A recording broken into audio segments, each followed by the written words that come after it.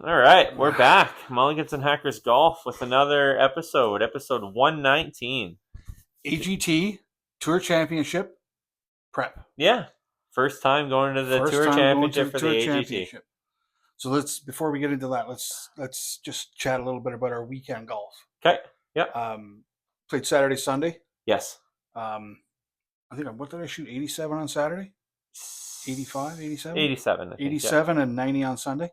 Yeah, okay. And I didn't mind my play.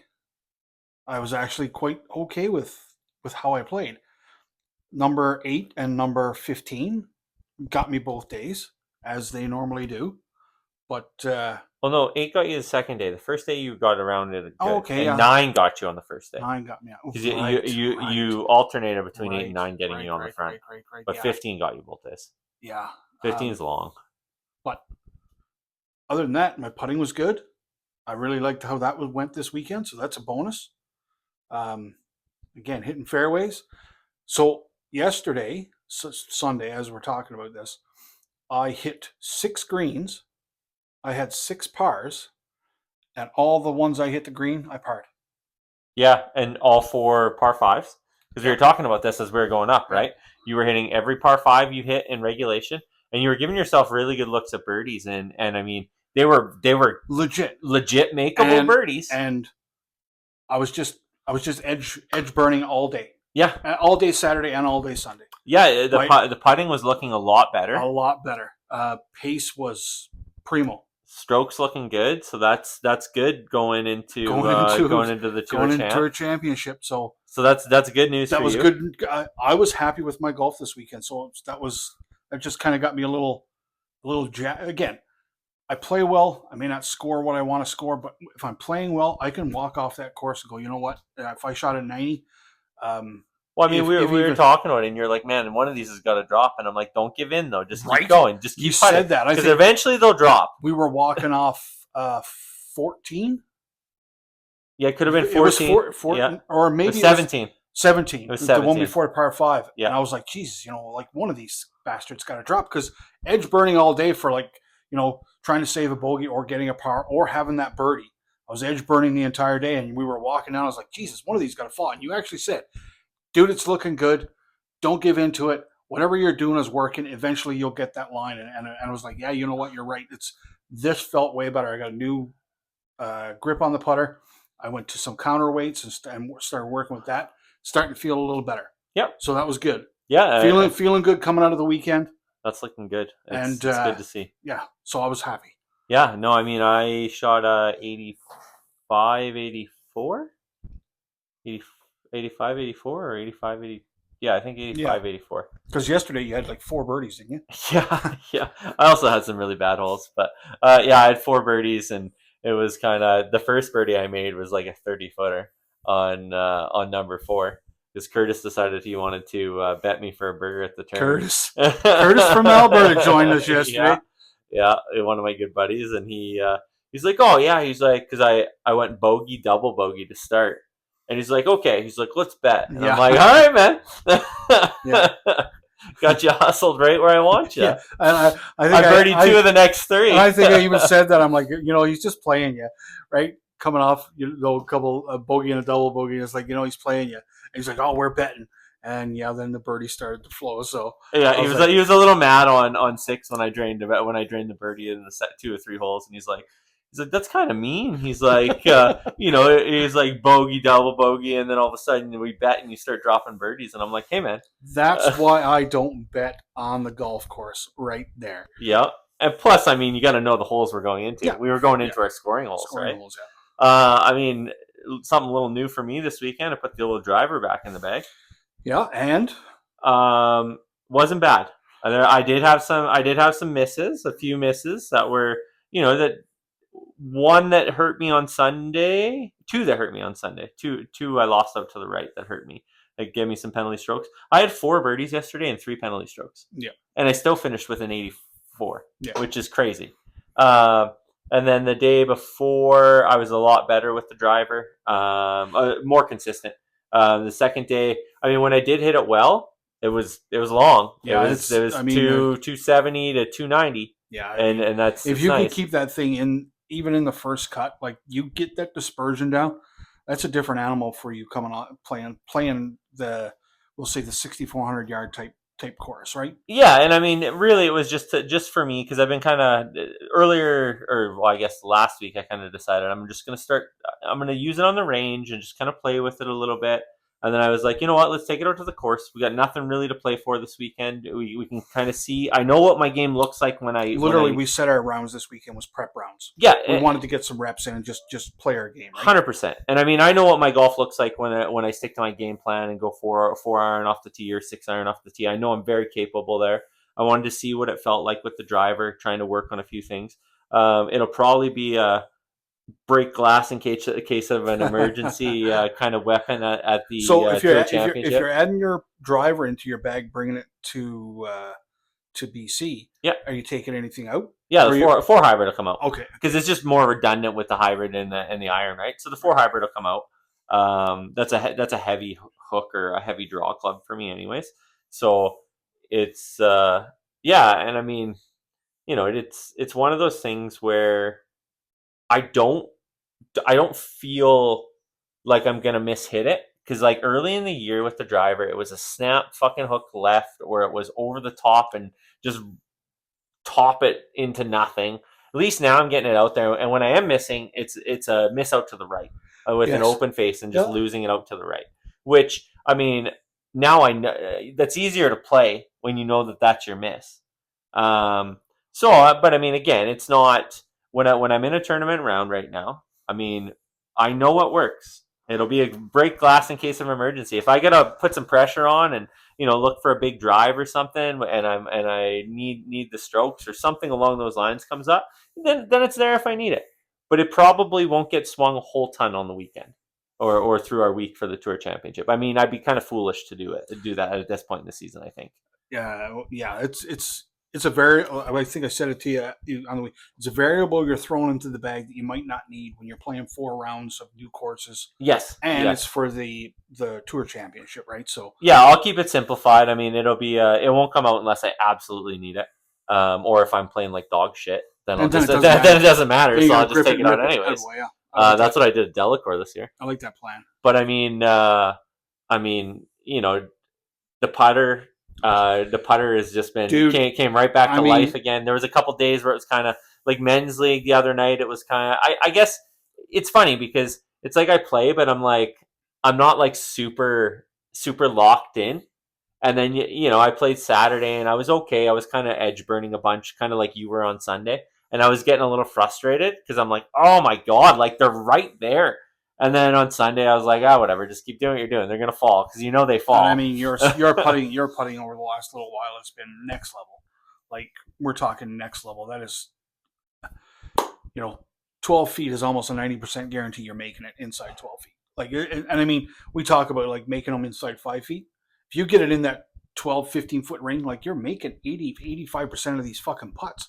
It's kind of really shitty to watch you fucking drain these things, but Was that one on 13 yesterday? like, That was like a quadruple breaker that I just yeah, like, I tucked in the trough from above the hole. yeah. Like if you hit it, it's gone. And we all thought it wasn't even going to make it there and just kept rolling, kept rolling, kept rolling. Went this way, this way, this way, this way, back just right into the cup. Right in the cup. And Curtis, me, and Cam would just look at each other and go, you just, what do you do, right? Like, but Yeah, but I mean that's where I save strokes, right? it Like is I where mean, you save strokes. I look at my round and it's like I've talked about this before. For someone who's around a 9.5 handicap right now, I get more birdies on average than a 9.5 handicap in a round.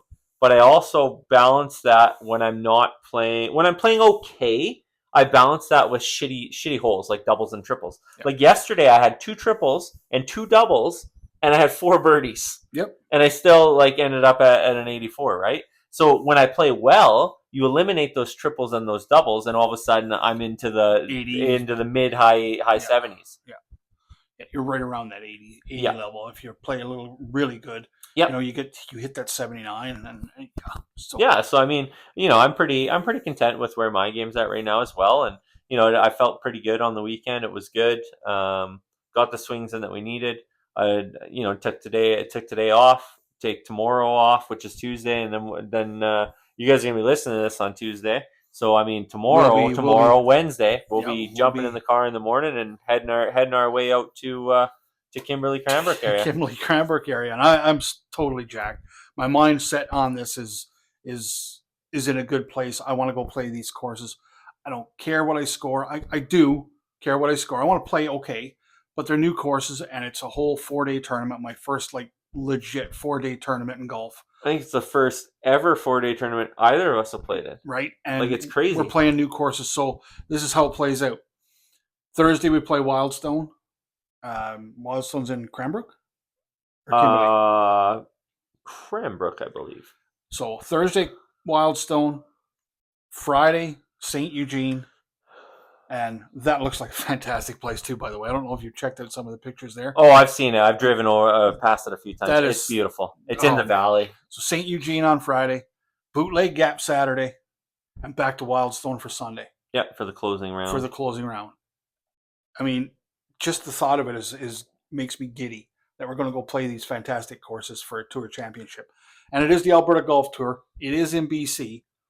And I think somewhere along the lines when we're in BC, I think I'm going to corner Leah and we're going to have a little chat about why she does this BC trek on the Alberta Golf Tour for the tour championship, that we don't literally do it inside the borders of Alberta.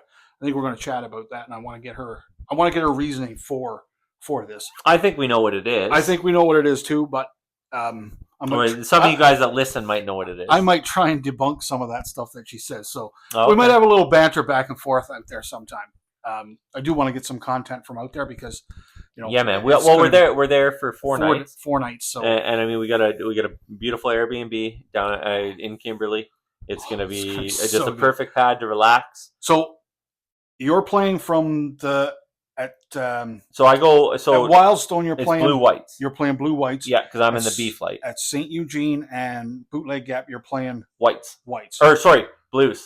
Yes. Sorry, because at Wildstone I'm playing white reds. Yeah. And at St. Eugene and Bootleg I'm playing whites. Yeah, you're playing the whites. Yeah. So I got blue, whites, and blues. Yeah. Yes.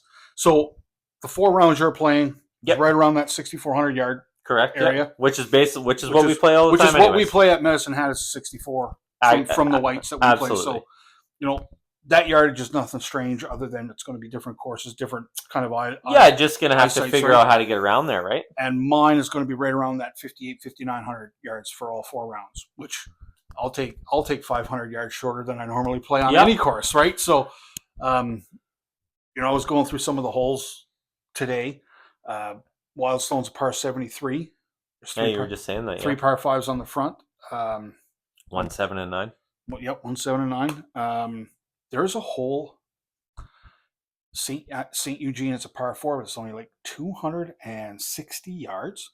For you? And it's a par 4, yeah. Yeah, I think I seen that one. It's like 285 for us or something like that. Yeah. There's got to be trouble in the way, though. There's got to be. Kind of like that one at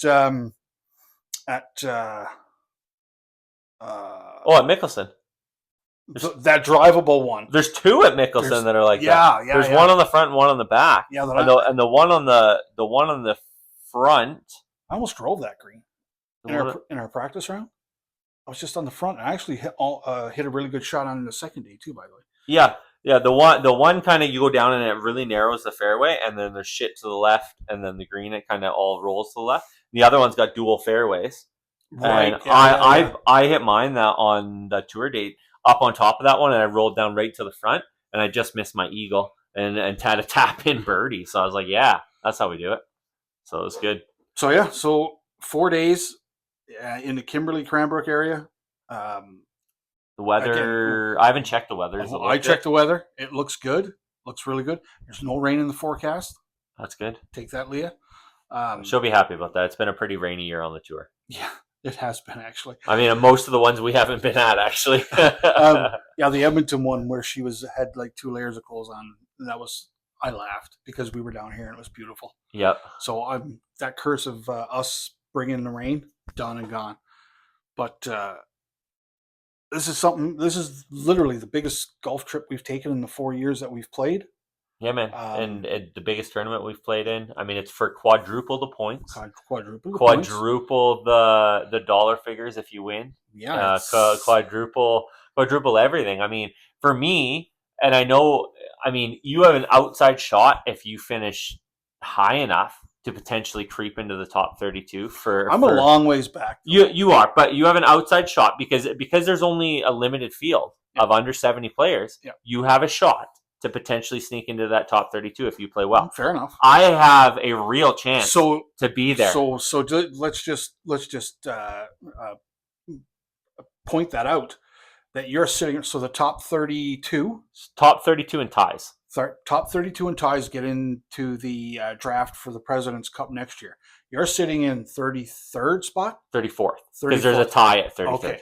So you are literally like points out of being in that President's Cup. Yeah, I think it's like 5 points or something. Yeah. So it's crazy. So go out there, just even, I know you're going out there to win. A top 5 should get it done for me. But even if you go mid pack, yeah, you're going to get the points to get you in there. I think so. And I think, because we talked about this, you brought it up before. I think next year, if you make it and I don't, I still might come and I'm a caddy for you.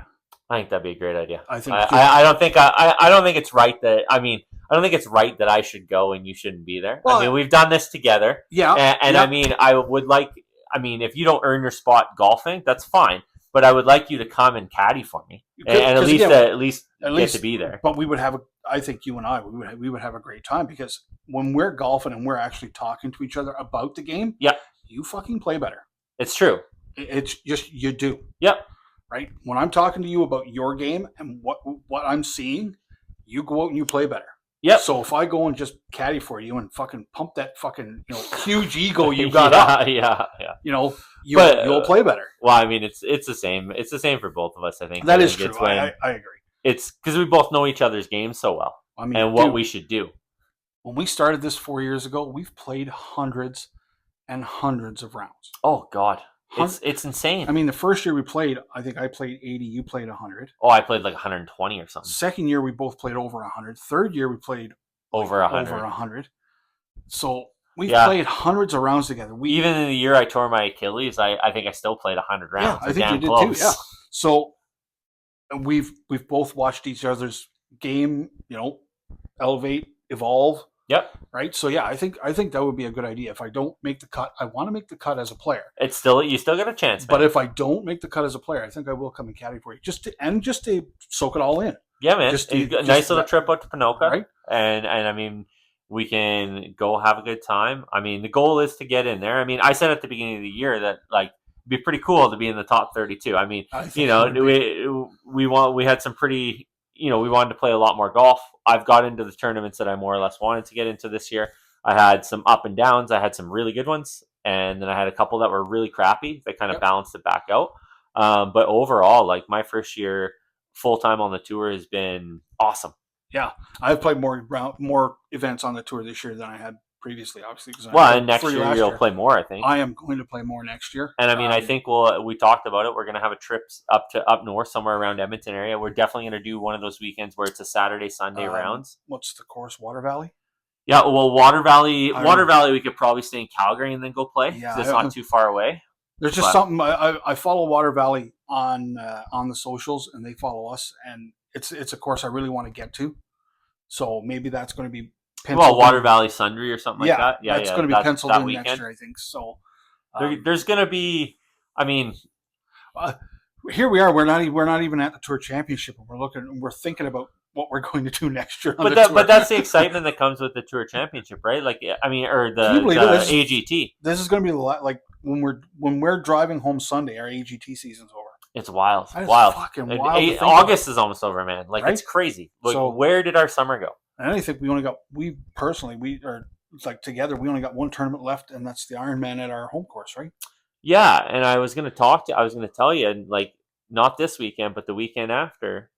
I know you hate Connaught, but it's the Southeastern Open. It's a 3-day tournament, and it's I think $225 for entry for non-members. 3-day tournament, like the Victoria Day. I mean, I just seen that today. It popped up, and I'm like, if I didn't fucking hate Connaught so much, I was like, I might actually go play there. I don't know. Probably not. Yeah, no, probably not. But maybe next year, we'll see. I mean, if it's a tournament, do you think they would play shotgun? Because it'll be like a 7 or 8 hour fucking round of a shotgun. Um, Nothing is quick at Connaught. So. I don't know if it's shotgun or if it's tee timed. I can't. I'm not sure. No, it would be shotgun. So it would be like it's still like, dude. Can you imagine? It's 5-6 hours to play a round of 18 there. Can you imagine a shotgun there?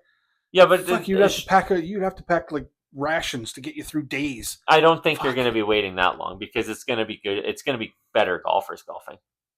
Well, we'd be there. Yeah, but I mean, we're not horrendous anymore. We've improved a little bit. No, that's probably one I would put to the side. I would like to try and get a season-ending scramble in somewhere.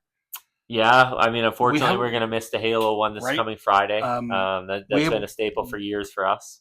Like, we haven't done a team scramble this year. Iron Man will be cool because we get to play with Megan and Darren, and more so Megan as a female golfer because she gives us a little bit of advantage. Darren's just kind of a throw-in because Yeah, he hits the odd occasional good drive. But yeah, man, I am so looking forward to just getting in the car and motoring Wednesday and getting making our way out there. Yeah, and we won't be in any rush. I mean, we can get out to probably Fernie somewhere, have a nice bite to eat, stop at one of the nice restaurants there, chill, eat on the patio, relax. Right, get in where I be, chill for the evening. Maybe have a cocktail, and just. Yeah, I mean, there's no rush the next morning either because I think our tee times are afternoon. Our tee times are great. Except Sunday it'll be early in the morning. Yes, so everybody can get home on the road, and man, I could have grabbed an extra day at the Airbnb, but I figure, we can get home, and we got Monday off anyways, so we'll come home. We'll relax. It's going to be a recoup day Monday. It might be. I mean, I might go play at the Hat. I don't know. I'm pretty sure I'll be done. Depending on where our men's league's team is, I might be ready to go for Wednesday for men's league if we're still in the playoffs by then. But for Monday and Tuesday, I'm pretty sure I'm going to tap out. You're out? Yeah, for golf. These 4 days in a row, I'm pretty sure I'll take the goodness out of me, and even if I do well, I'll want to take the break. If I don't do well, I won't want to play the fucking game anyway. So that's fair. But yeah, man, I'm looking forward to this. Just the 3 courses, like Wildstone, St. Eugene, Bootleg Cap. That's just going to be so cool to go and experience these. And I'm hoping to have a chat with Leah out there. Yeah, we'll have to get the Prez on. I mean, she was talking last night. She was playing Mickelson. She talking about her career round. She shot with us at Copper Point. That which firmly put her into the 8th flight for the Tour Championship, by the way. Yep, and she's had something to say about that too. So I mean, when you play well, that's what happens, Leah. I know that story. I've worked my way all the way up to the B flight. Yeah, so exactly. It's kind of how it goes. But I mean, I like the challenge of going and playing, and and just having fun. Again, I mean, I don't do anything not trying to win. But at the end of the day, I mean, you can only control so much, and you play how you're going to play. Yep. And you just got to accept whatever the outcome is. Yeah, I kind of got into that frame of mind after the club championship. I didn't play well at the club championship, and I was looking at my scores, in the 90s. Yeah. Right, and it's like you're playing your home course. You're playing the fucking course how to play. In tournament conditions, you can't break 90, and I was really frustrated there, especially on the Saturday. But then I was like, well, if I'm going to go play, I was contemplating not even fucking going to BC. Like it was in my mind. You were a pretty angry little gremlin there for a while. It was like, why am I doing this? And then it was that epiphany, that I think I told the story on a previous podcast about coaching hockey and being outclassed. And I was like, let's just go have fun. Yeah. Okay, I might be outclassed. You never know. I might finish last in the C flight. Who fucking knows? But we're gonna go. We're gonna eat some good food. We're gonna hang out with people that we really enjoy hanging out with, and we're gonna eat food, play golf, and chill with friends. Man, I don't think there's a better weekend that we could come up with for like our biggest. No, not at all. Golf trip that we've done so far. That's what a guy. I mean, that's what you want to do, right? Like that's what those trips are meant for. I mean, and again, I mean, golf is so funny. It's like it relates so well to life because I mean, you can hit a great shot and get a bad break. You can hit a terrible shot and get a great break. And I mean, and you could do it all in one hole. 100%, like hitting the rocks on the par 3. Your ball winding up on the green.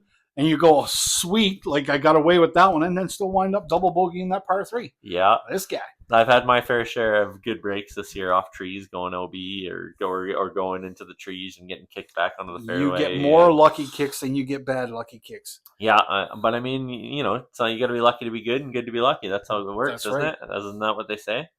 So, I mean, you got to take what the golf course gives you. That's one of the biggest things I've learned over the years is, you might not always get what you think you deserve, but you'll get what the golf course deems you deserve. You bet. And you just gotta try and execute on what's there, and you gotta take your medicine. Yes. If you don't take your medicine, you turn into some pretty big numbers real quick. You bet. Those are all lessons that we've learned along the way. So yep. I do believe you were talking the other day about maybe making some noise and going seeing Mr. Bob this winter. That is something that's in the books that will be done sometime in the new year, probably. Nice. Early in the new year. I will be going and getting fitted for my clubs, and I know long overdue. Oh, it's just this is where I am now. No, I know. It's long overdue for your game. It's long overdue for my game to get that set up. I mean, I know Leah had an opinion about this. I don't know that your driver face can take any more center strikes on it. It's like basically deteriorated. Who was I showing it to? I was showing it to some guys we were playing. It might have been men's league. And I was showing them the face, and they're like, holy shit, like the face of that is just beat to hell. And I mean, that's just, I can't help it. But yes, club upgrades are coming for the new year. I just had to get to that point where financially I could do it. Yep. And, not get kicked out of my house because we're not paying, our rent. What was Leah's opinion on club upgrades? Go to your club fitter and take your club fitter's advice on what brand, because I had previously said I have a brand in my mind. Yep. And just so you know, the brand I have in my mind is the brand I'm going with, whether recommendations or not. So I don't think Bob will have a problem with that because he deals in that brand. Yeah. Because Chris uses Mizuno, and I think I've said it more than once. I will not fucking use Mizuno ever in my life, because if I ever put Mizuno in the bag and I had any amount of success playing golf for now until eternity, it would be like, well, you had to fucking play the clubs that I play to have success, and I will not. Oh, fucking rights you would. I would never let you not hear that shit for the rest of my days. So I will never play Mizuno. Even if you gave up Mizuno and went somewhere else, I would still not play Mizuno, because then I would be picking up your scraps. Fuck that. Ain't happening. So, and again, I don't want to be a big brand snob either, even though I do like TaylorMade. I like TaylorMade woods, drivers, 3-wood, 5-wood. They're all TaylorMade in my bag, and I do like them. It's funny, when I was going to get fitted, I was thinking TaylorMade Callaway, or more Callaway, because I was more of a Callaway kind of guy. And I'm like, you had Callaway, a bag of Callaway. Other than the irons, I had the woods and the driver, and I mean, I'm like, maybe Callaway. And then when I went and got fitted, and Bob's like, well, these Mizuno irons, and then I kind of did a little research on them, and I'm like, yeah, most of the pros say if they weren't paid to play a certain one, most of them would play Mizunos, and I'm like, all right. I was like, they feel good, and the fitting, let's give them a go. And I mean, for you and me, just getting into this, we've known Bob for a little while. Yep. As a club fitter, and we've played quite a few rounds with Bob. Yeah, this year we played quite a few. Getting to know Bob and getting to know how much he knows about the game. Well, he's forgotten more than I'll ever know. So, going to see him and seeing him about getting fitted for clubs, I think I have the utmost confidence. And I've seen what he's done with your game. Yep. Right? Granted, your work ethic in the game is part of it as well. But I have nothing but the utmost faith to go see Bob. And Bob, he'll get my equipment straightened out now, Alvin. It's up to you to go play this equipment because it's built for you, right? 100%. It just gives you another tool in the toolbox. Yep. To help you, try and achieve what you're trying to achieve. And again, I think I'll start with the irons. Yep. Do the same thing I did. Start with the irons. Go up to the woods. Yep. Irons first, because you hit more shots with your irons than any club in your other than your putter. Yep. But like your iron set, you get more shots with. Yep. So. And then wedges. You'll get a pitching wedge and a gap wedge probably with your iron. But when I get into like the 56, 52, those type of wedges, I might go with Haywood as well. You might go Haywood? Yeah. Oh, yeah. Oh, nice. Yeah. Nice. I'm almost due for, I think might get new ones next year because they're starting to get pretty worn. And you got Haywood as well, right? Yeah, I have the Vokey 62. Okay. which I got last year to Mm. help with the sand game Okay. and around the green, and starting to settle in That's been nicely. better. Your sand games have been better lately too. Yeah, I've been Yep. putting in a lot of work on the sand, trying to get more comfortable there. And it's less swaying, more weight on the front, trying to create a consistent swing. I made a couple of really good swings on the weekend out of the bunker, a few really nice up and downs. Yep. I Um, got up and down on Saturday too. yes, you did. So less afraid of being in the bunker just allows me to be more aggressive and allows me to just have a more freeing mindset with it, right? Yeah.